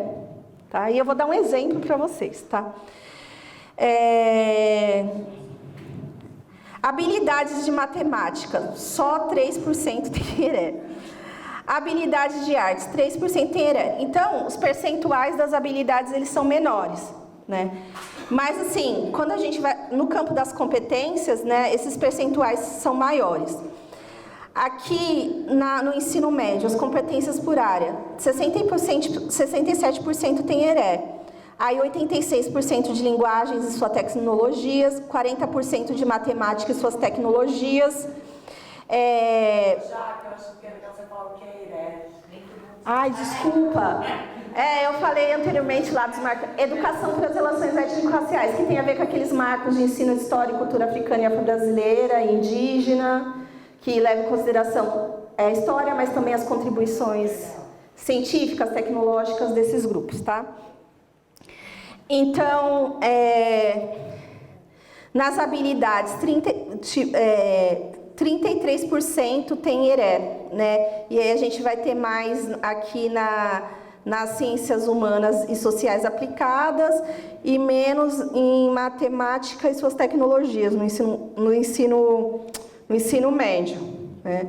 As habilidades também de ensino fundamental, a gente tem 27% contemplando ERE, né? A maior parte está no habilidades de história, 96%, e a menor no ensino de matemática, 3%. Mas isso não quer dizer que é o suficiente. Quando a gente fez esse estudo, a gente sugeriu que várias habilidades e competências que não trabalham ERE podem trabalhar. Ela não aparece de forma... Elas não se... Aqui é que citam, de alguma forma, diversidade, contexto, conhecimento contextualizado, sabe? Esses percentuais. Não que fale ERE de forma direta, né? Então, a gente sugeriu para revisão tanto maior intencionalidade, não só usar termos genéricos como identidade, diversidade e diferenças, mas dar intencionalidade, falar quem são esses grupos, afro-brasileiros, africanos, indígenas, por exemplo, mas também aquelas que não tinha, a gente falou aqui cabe, né? Então, é uma possibilidade da gente olhar e falar assim, está aqui dentro do universal, institucionalizado, no que orienta os currículos e a gente precisa implementar, né? E espero que a revisão dê essa maior intencionalidade. Aí eu queria dar um exemplo para você de que não aparece ERE, não tem, se não aparece também não tem intencionalidade, né? Que algumas aparecem e também não tem intencionalidade. Mas que a forma como aparece nos currículos faz com que a gente acredite que a gente só pode trabalhar na sala de aula, sentado numa cadeira, por meio de fórmula, e nossas filhas, nossos filhos só vão aprender assim, né? E quem não aprende assim, não são considerados desenvolvidos nas avaliações educacionais, né? Então a gente tem aqui matemática, primeiro ano, geometria, né? Identificar e nomear figuras planas, círculo, quadrado, retângulo e triângulo em desenhos apresentados em diferentes exposições ou em contornos de faces sólidos e geométricos. Não tem nada de ERE, mas pode ter. E aí eu vou dar um exemplo para vocês, né? A gente pode entender que a gente trabalha assim, ou a gente pode entender que isso daqui também tem geometria, que é o grafismo indígena e a pintura corporal, né? Então, esse é um exemplo, né? Só que essas crianças que têm conhecimentos de geometria e que esse conhecimento é passado por meio das relações familiares, da vida comunitária, né? E elas pintam os corpos uns dos outros e elas têm coordenação motora, tá? Porque eu vi elas pintando, né? Elas, dentro dos modelos de avaliação tradicionais, elas são vistas como crianças e adolescentes que não estão aprendendo matemática, que não têm nível de proficiência adequado de matemática. Quando, na verdade, a forma como elas estão trabalhando geometria poderia facilitar o aprendizado de geometria para a gente. Então, isso é saber, é conhecimento que contribui para o nosso desenvolvimento também, né? Então, é isso, a gente tem uma base, a gente tem elementos ali naquela base que já aparece, não de forma intencional, mas já aparece, que legitima o trabalho com a temática, mas a gente também tem que entender as oportunidades que a gente pode trabalhar com essas temáticas mesmo quando elas não são citadas, porque elas não são a diferença, elas não são o outro, elas não são as sistemáticas isoladas, mas elas fazem parte do conhecimento que tornou possível o desenvolvimento da sociedade brasileira. Eu vou falar, vou dar um exemplo aqui para vocês assim, de como tornou possível o desenvolvimento da sociedade brasileira. Quem já foi no Museu Afro-Brasil? A maioria. Quem não foi, tem oportunidade de ir agora, levar suas crianças e tal. Lá tem, né, várias partes que ajudam a gente a refletir sobre a nossa sociedade. E lá tem tem uma parte das máscaras, que fica em torno do navio negreiro. Quem foi viu, né? E não sei se vocês viram, mas aquelas máscaras são esculpidas em madeira, né? Ali tem a simetria, né? Tem matemática, tem física, né? Tem muita coisa ali na construção daquelas máscaras, né? Você tem argolas uma dentro da outra, assim, que não foram encaixadas, foram esculpidas desse jeito na madeira, né? E quando você olha para essas máscaras, né, que são de tradições culturais milenares, que são super complexas, você sai dali e você entra na parte de trabalho e escravidão. E aí você vê a moenda de cana-de-açúcar, por exemplo, os instrumentos de trabalho. Quem fazia uma máscara como aquela, não faria uma moenda de cana-de-açúcar? Né? Porque quem trabalhava e quem fazia os instrumentos de trabalho eram as pessoas escravizadas. Então, por que a gente não coloca essa posição como essas pessoas como detentoras de conhecimento, que elas não foram trazidas aqui aleatoriamente, elas tinham conhecimento sobre o que queriam explorar aqui, tanto é que os conhecimentos dos povos africanos têm a ver com os ciclos de desenvolvimento econômico do Brasil. Né? A questão da metalurgia, tirar minério da terra, fazer o ferro, né? Que é uma prática tradicional no continente, ali na África Ocidental. Né? Então, se a gente olha para o ciclo da cana-de-açúcar, pau-brasil, cana-de-açúcar, mineração, café, tem tudo a ver com o conhecimento dos povos que foram trazidos para cá. E por que a gente não reconhece essas formas de conhecimento também? Né? Essas eram as provocações que eu queria trazer para vocês. Obrigada. Acho que é isso, gente. Só queria dar um outro exemplo dessa questão da geometria. Há pouco tempo eu fiz um curso de etnomatemática no SESC, até a Renata estava junto. E aí eles trouxeram a questão das tranças, né? Uhum. E de quanto tem presente a geometria nas tranças. É uma coisa tão do dia a dia, né? Que também podia estar inserida nisso, né? Na matemática. É uma coisa muito presente, as tranças negras e todos os formatos. Eu queria até contar uma história rapidinho, né? Em junho, eu fui para a Colômbia, para um congresso da Sociedade de Estudos Latino-Americanos, a LASA. E a gente aproveitou que a gente ia estar lá, né? E a gente foi para Cartagena. E eu quis visitar um quilombo lá, né? Em Cartagena. E eles chamam de palenque, eles não chamam de quilombo. Alguém já foi para lá? Não. E eu cheguei e tinha muito grafite na comunidade inteira, e tinha muito grafite de trança. E aí tinha uma pessoa fazendo um guia, né, fazendo a visita. E aí ele contou, né, que... E aí eles exaltavam muito as tranças e as mulheres negras, e eles falavam que elas eram responsáveis pela existência daquela comunidade, uma comunidade muito forte, assim. Chama Palenque de San Basílio. Se for para Cartagena, visita. Todas as empresas de turismo lá fazem excursão para os quilombos. Aí ele começou a contar que aqueles desenhos, os desenhos que tinham na cabeça eram os caminhos, né, de fuga. Era o caminho de fuga para chegar no quilombo. Então, quem voltava, contava e as mulheres desenhavam na cabeça. Mas eles vivem de agricultura, de plantação, né?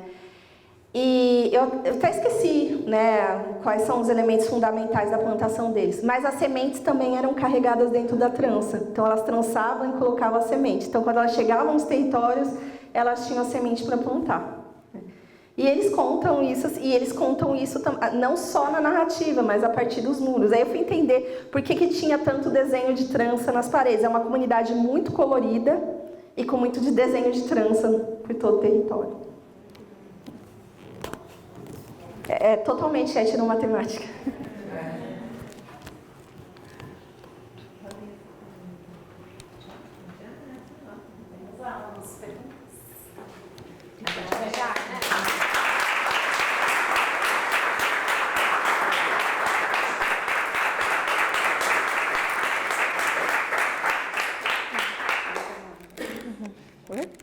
Vamos lá. Não, mas tá bom agora. Vamos lá. Tem mais microfone aí? Não, É melhor se começar esse pode ser. Estamos em poucos. Eu queria fazer uma pergunta, mas acho que eu não preciso de microfone. Mas é mais... Ela tá gravando, eu acho. Jaque, então, primeiro agradecer a sua presença. Não fica com confusão. Primeiro agradecer a sua presença aqui na Escola da Vila. A gente tem nesse debate, né, sobre as relações raciais, a educação e as relações raciais, a gente tem desafios que são, eu acho que, específicos desse mundo da escola privada, né? Eu acho que tem coisas que são muito comuns, mas eu acho que tem coisas que são específicas, eu sinto também, né? Então, por exemplo, as escolas, elas trabalham muito com a questão das bolsas, né? Isso eu não estou falando só da Vila, não, a gente discute com várias escolas, né? Então, a questão do acesso. Então, a questão do acesso é colocada como praticamente uma política de ação, uma ação afirmativa, né? Então, eu queria que você falasse um pouco sobre ação afirmativa.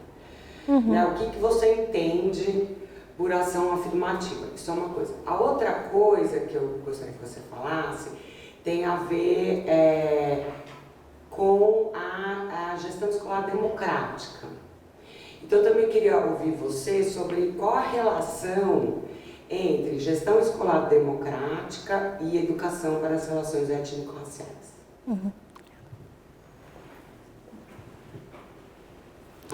Pode responder? Vou fazer uma rodadinha. Não sei, porque são duas questões grandes também. Tá, vamos lá. Ações afirmativas é um mecanismo é uma forma de você enfrentar as desigualdades que a gente construiu enquanto sociedade, que não são desigualdades naturais, né? São construções sociais nossas que posicionam diferentes grupos em diferentes lugares, que faz com que a maioria de um grupo seja pobre e a maioria de outro grupo não, né? E ela acontece de muitas formas, né?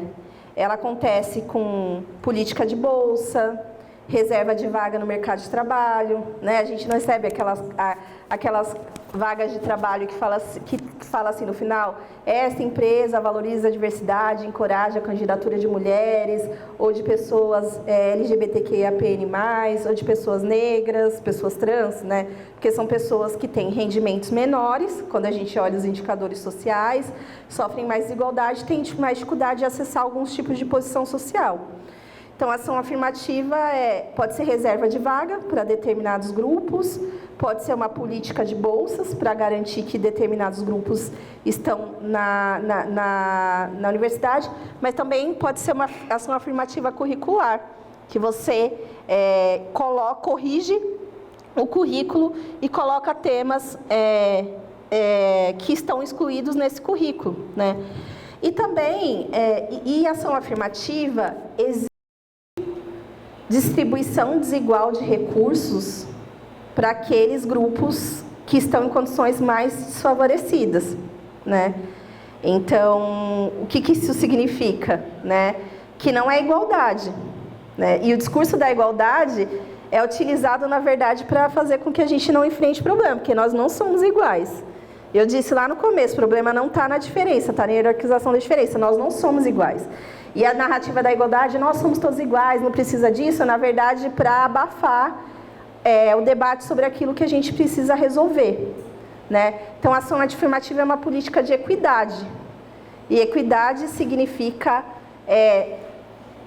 promover oportunidades a partir das necessidades e especificidades de determinado sujeito ou grupo social para que ele possa acessar aquele direito, né? Então, a ação afirmativa é uma política de equidade e, como eu falei, em muitos momentos pode operar a distribuição desigual de recursos. Então, se essa escola passou 20 anos comprando só materiais eurocêntricos para a biblioteca, seus referenciais, e agora ela vai incluir ERE, e não tem nada de ERE, ela pode pegar um ano e comprar só de ERE. E as pessoas vão falar, por que só ERE? Mas é uma distribuição desigual de recursos para você equalizar um problema que você tem aqui, né, de reconhecimento de conhecimentos de diferentes povos. E ação afirmativa, quando a gente fala de bolsa, não pode ser só o acesso de estudantes negros para que meus filhos convivam com estudantes negros e periféricos na escola, sabe? Porque eles vão tornar nossos filhos melhores. Não é isso, né? Senão acontece o que aconteceu, né, no colégio, né? Porque as pessoas ficam em situação de sofrimento. Então, você tem que ter uma mudança curricular, você tem que ter uma mudança no seu corpo pedagógico, nos profissionais da escola, você tem que garantir condições para que esses estudantes das ações afirmativas possam participar das mesmas coisas, né, que os outros estudantes participam e que envolve recursos, dinheiro, né? Porque senão essas pessoas não vão... Eu tenho amigas, gente, amigas que com ensino superior, que estudaram comigo e tal, que são professoras e tal, e que conseguiram bolsas para os seus filhos nessas escolas que equivalem ao salário delas, né? Que a escola custa R$8.000 e é o que elas ganham por mês, elas não conseguem. Mas elas tiveram que tirar seus filhos das escolas por situação de sofrimento e por situações de você não conseguir garantir mesmas oportunidades de sociabilidade, né? Então é isso, não adianta só oferecer bolsa, né? Você tem que garantir condições para permanência. Eu tenho uma amiga que acabou de fazer um estudo numa escola e ela me contou uma história. Ela não estava conseguindo dormir porque ela foi ouvir as famílias dos estudantes das ações afirmativas, né? E ela me contou que uma mãe, né, contou histórias horríveis, chorou. Mas ela falou assim, mas pelo menos... Aí eu fico pensando, por que eu deixo minha filha na escola? Mas pelo menos minha filha vai chorar em Paris. Vai ter depressão em Paris. Porque na cabeça dela, ela acha que a filha dela, estando nesse espaço, mesmo com todas as hostilidades e sofrimentos, ela está dentro de uma rede social que vai possibilitar... e de contatos, né? Que vai possibilitar para ela oportunidades melhores, né? Outra história também que ela contou é que teve uma festa de famílias, né? E é uma escola super de elite. E no outro dia tinha aula. E foi uma festa assim de arrebentar. E nesse outro dia só estavam os alunos das ações afirmativas na escola, porque eles não foram convidados para a festa, né? Então, como que isso é sintomático também, né? Como que você dialoga com a comunidade escolar, como que as famílias estão envolvidas. E aí entra na questão da gestão democrática, porque assim, para uma escola não ter problema de fazer uma mudança de paradigma tão grande que esses marcos legais propõem, e uma mudança de paradigma tão grande que a convivência democrática demanda da gente, a gente tem que ter uma comunidade escolar que discute isso, está convencida disso e que defende o projeto da escola. Porque se vir uma família ameaçar professor, processar professor porque está trabalhando, a comunidade escolar vai defender, né? Agora, se você não tem um debate, um convencimento, um diálogo com a comunidade escolar, você não consegue encarar desafios grandes. Então, você dá um passo à frente e 2 atrás, porque você não vai ter quem dê legitimidade. A escola vai ficar com medo de perder alunos, porque uma família foi lá e reclamou, então vamos parar com esse projeto. Mas se a escola tivesse discutido isso com a comunidade escolar, ela ia ter esse medo? Se ela tivesse convencido, se ela tivesse entrado no acordo coletivo, se as pessoas se sentissem parte disso e assumissem esse compromisso também, né, de formar para a convivência democrática, eu acho que esse é um problema. Temas difíceis e mudanças difíceis, qualquer tema, qualquer coisa relacionada à escola precisa da participação da comunidade escolar. Temas difíceis e mudanças difíceis precisam mais ainda. Gente, a Paty pediu a palavra. Para a gente respeitar o horário que nós combinamos, eu vou passar para ela. Se alguém mais quiser, já me sinaliza. E aí, oi? Já estava dando todos os E para que agora, nessa falada, ela me sinaliza que a gente faz essa última rodada, eu acho que era só isso que vai ser possível. Só isso não. Foi ótimo, está sendo ótimo, mas para a gente respeitar o tempo de todo mundo. Obrigada. Já que, acho que a pergunta que eu estava falando na cabeça, um pouco você já entrou, mas eu queria até, talvez só pedir talvez um grauzinho de concretude, assim. A gente tem uma comunidade de famílias bem interessadas. Quantas aqui são só família, não trabalham na escola? Uma metadinha, talvez, né, por aí. Mas a gente faz bastante ações aqui dentro, a gente tem bastante diálogo com a escola, tem bastante coisa acontecendo. Mas eu fiquei pensando que outras estratégias, além da questão do currículo em si, que é uma coisa, inclusive, que a escola está já fazendo essa revisão e essa adaptação, mas que estratégias você tem visto que funcionam para essa transversalização da questão das relações sociais dentro de uma comunidade escolar, que não passem necessariamente só pela parte, assim, que envolvam realmente comunidade, família, estudantes e todo mundo junto? Você tem alguma dica, assim, tipo, sugestões pontuais, coisas que a gente pode pensar e se inspirar? Eu acho que... vou escutar a outra, depois falo. Oi, Jacques, tudo bem? A minha pergunta não foge muito dessa. Na verdade, primeiro um comentário que, de certa forma, eu fico muito feliz de ver a evolução que a gente teve nesses anos, de quando eu estava na escola para cá, né? Porque muito do que a gente é hoje são vieses que a gente trouxe da nossa época, né? Porque a história, tudo que a gente aprendeu na escola é completamente diferente do que você está mostrando, né? A história que eu aprendi, não aprendi nada sobre África, só eurocêntrico, né? Eu fico muito feliz do meu filho está com 6 anos, mas ele vai passar por isso, então ele vai passar por coisas muito diferentes, né? Então eu acho que parte do trabalho, eu acho que a escola acho que vai fazer, e a minha pergunta é meio nesse sentido, né? O que mais a gente pode fazer, e principalmente a gente como famílias, a Paty falou um pouco dessa comunidade, mas a gente como família, eu me lembro, uma coisa que me vem na cabeça às vezes essa história de algumas famílias que passaram por situações como essa dessas escolas particulares, que o filho fez uma ação racista, e aí eu ouço falar em grupos de WhatsApp que o pai falou assim: nossa, mas eu nem sabia, não esperava isso do meu filho, porque eu sou progressista e não sei o quê, e não esperava isso do meu filho, né? Não sei o que aconteceu, assim, mas imagino eu chegando e meu filho fazendo uma coisa dessa e não seria uma intenção, né? Então o que eu posso fazer, né? Tem algumas coisas que eu tenho ideia, né? Mas o que você pode trazer pra gente?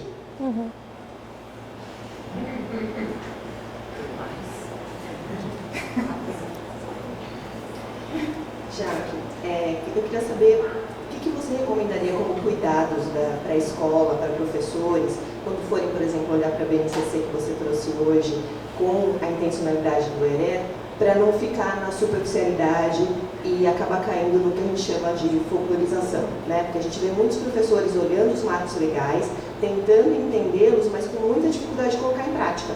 né? Então, como fazer isso, como olhar os marcos legais, como olhar a BNCC com essa intencionalidade que você trouxe hoje, mas sem cometer a chamada folclorização.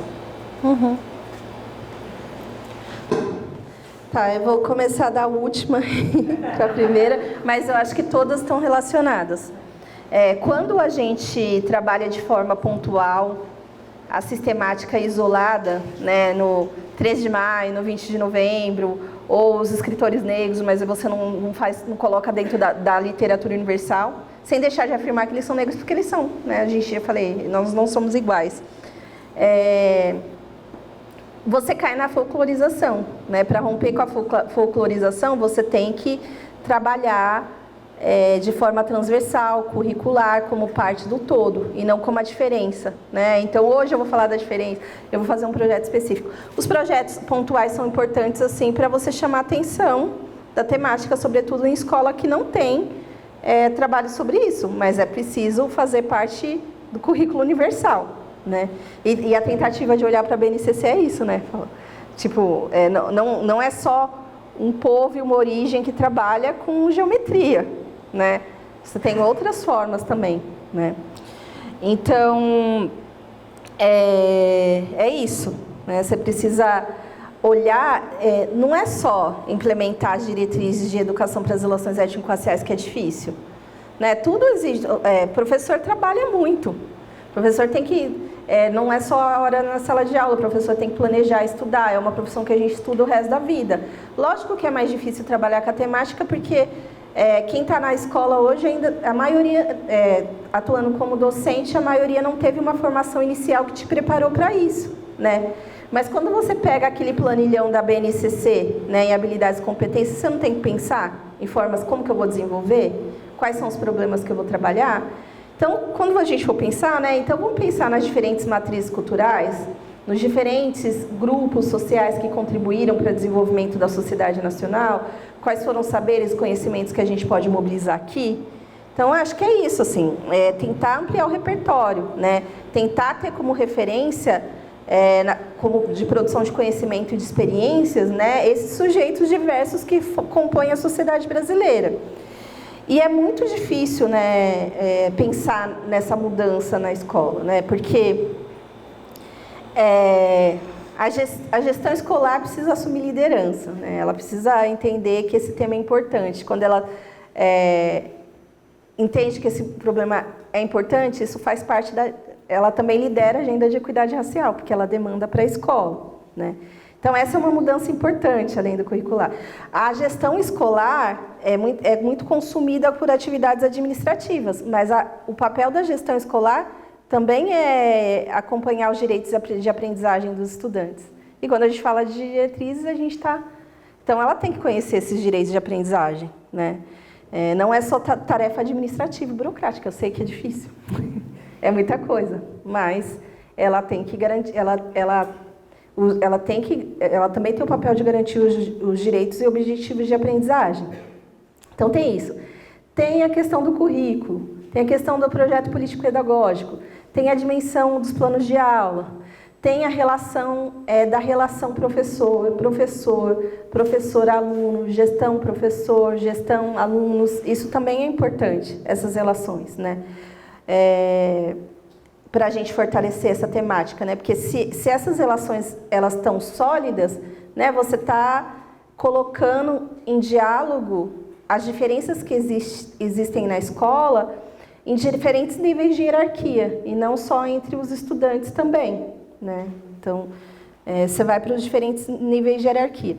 A escola precisa ter protocolo de encaminhamento de situações de conflito, né? Eu, por exemplo, como eu sou uma abolicionista penal, eu sou contra a expulsão, por exemplo, da escola. Mas isso não quer dizer que a pessoa não tem que ser penalizada pelo que ela fez, né? A gente tem que responder por aquilo que a gente faz. Então, a escola tem que ter protocolo de encaminhamento, de resolução de situações de racismo, preconceito e discriminação. A escola tem que conhecer o território, né, entender a diversidade que existe no território e dialogar, né, por exemplo, aqui no Morro do Querosene tem a Festa do Boi, né, e tem muita coisa de tradições indígenas, mais afro-brasileiras, né, Então, como que você traz isso também para o ambiente escolar? Então, não é só currículo, aquele currículo da sala de aula, e não é só narrativa, é prática também, né? Então, é prática, como que esses elementos estão presentes no material didático, mas naquilo que acontece na escola, nos eventos que acontecem na escola, nos sujeitos da comunidade que são trazidos para dentro da escola, né, naquilo que a escola celebra. Então, vai de currículo, calendário escolar, relação com a comunidade, trabalho de gestão, relação entre diferentes entre diferentes sujeitos e grupos que estão na escola. Acho que é isso. Responde tudo, né?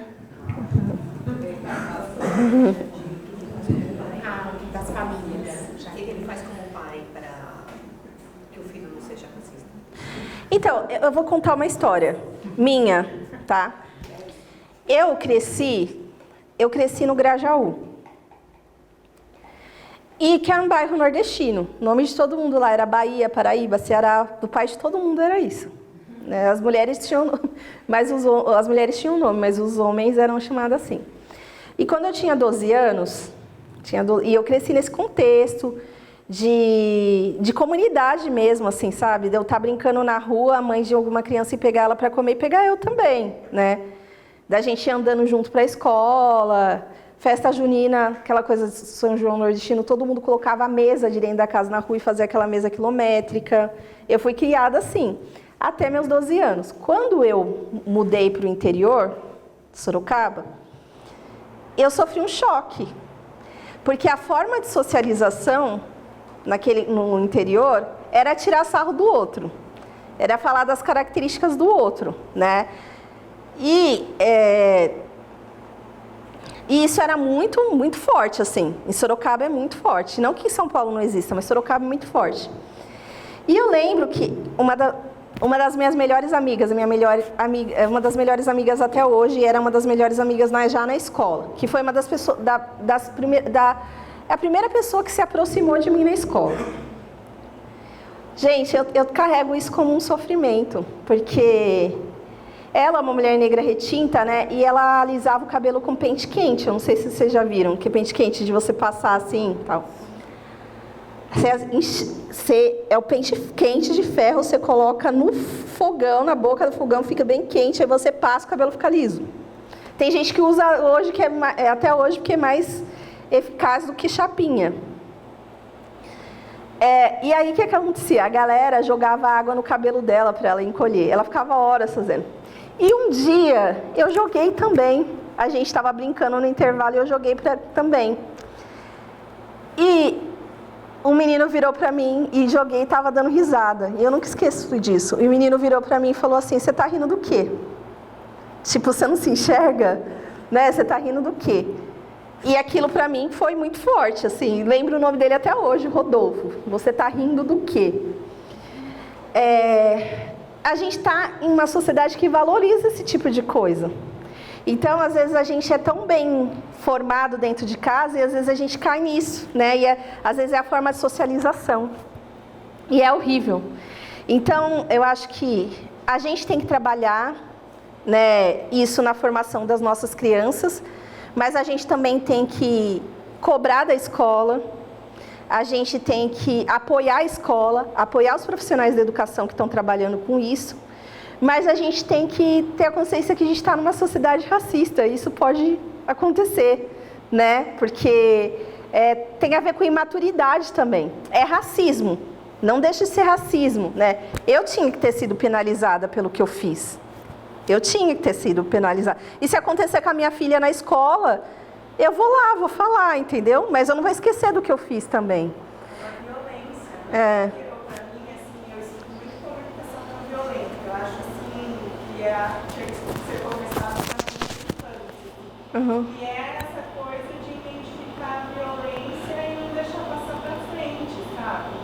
Porque, senão, né? Não é sem querer, mas é igual você falou, está institucionalizado, está na estrutura essa forma de violência disfarçada como uma brincadeira, disfarçada como uma coisa assim, né? Então a violência ela não é só mais o lado físico, ela tem muita são de outras formas.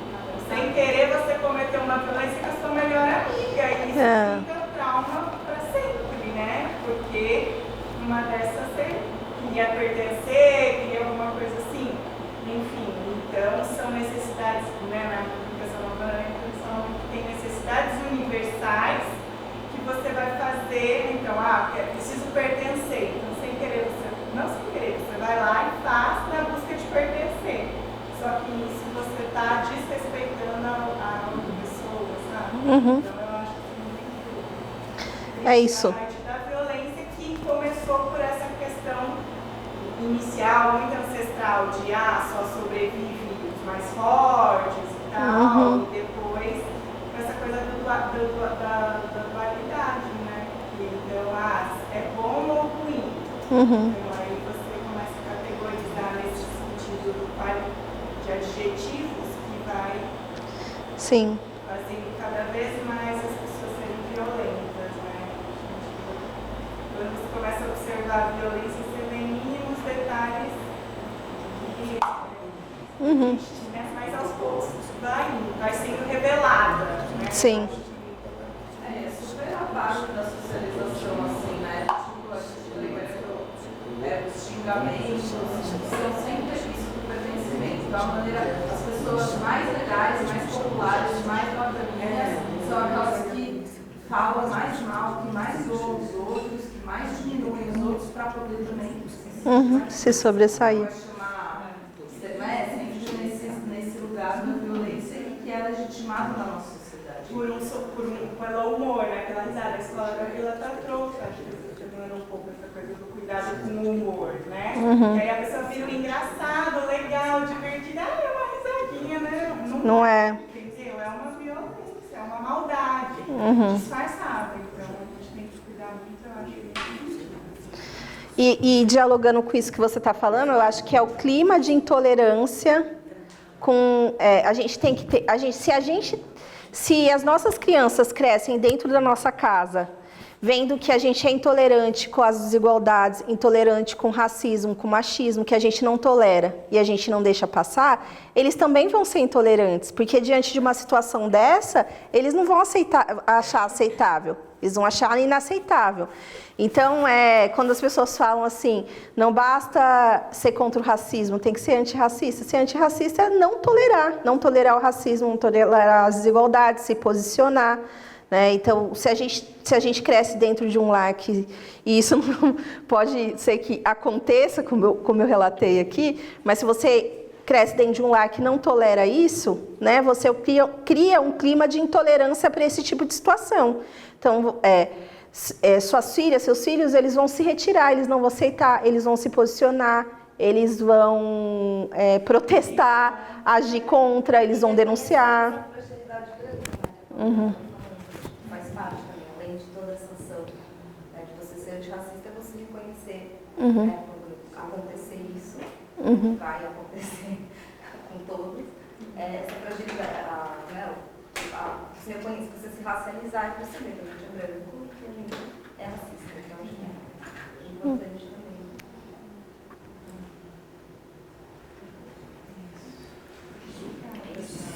Gente, queria agradecer enormemente.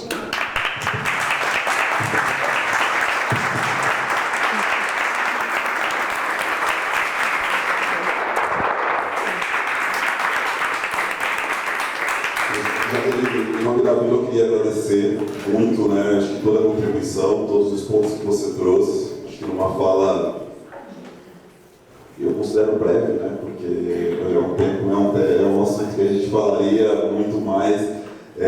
Mas é isso, acho que a gente está nesse processo como comunidade. Então, você trouxe pontos na sua fala que eu vi muita relevância para todo mundo, para as famílias, para os professores, né, o pessoal da equipe pedagógica, o pessoal da gestão. Então, assim, acho que muito obrigado. Você reforçou situações que a gente vem discutindo aqui, trouxe exemplos. O exemplo que você trouxe do ferro quente é um exemplo que eu já trouxe aqui algumas vezes.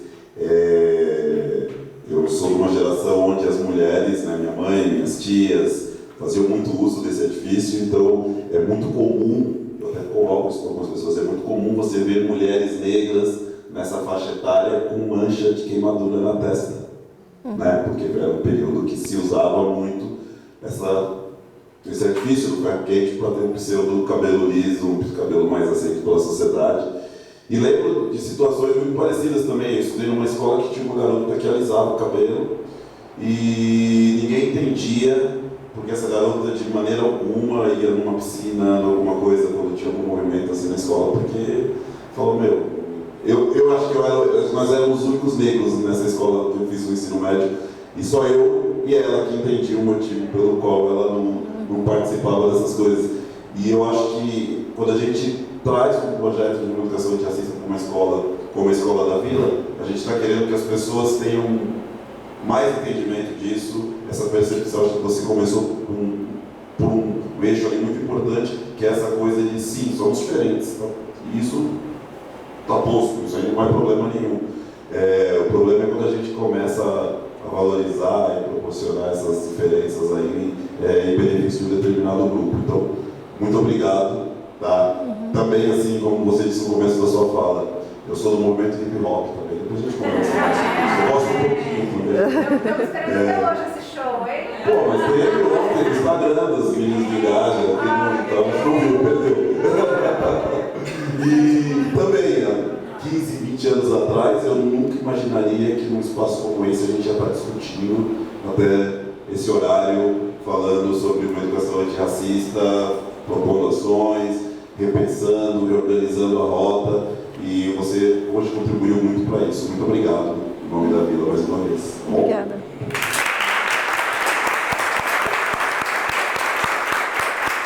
Obrigada, gente.